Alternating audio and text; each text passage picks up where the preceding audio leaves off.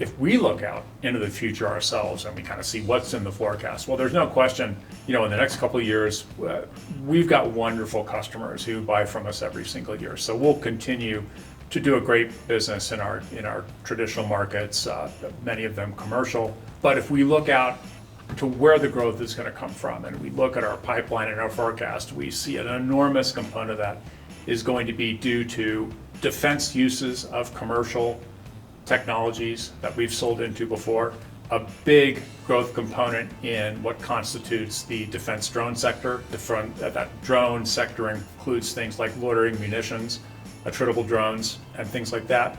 But also another big growth component is that aiming and engagement systems. So, we look at our pipeline, those are all the big deals flowing in, and these are, not just one point in time, these are multi-year commitments that are about making the best defense capabilities on the planet. And so we're actively engaged in all these sectors of the business. We see those as being the highest growth and the highest interest. And again, we just, by vision and market timing, we came out with our tactical grade line right at this tremendous inflection point. So we feel both lucky and a little bit smart.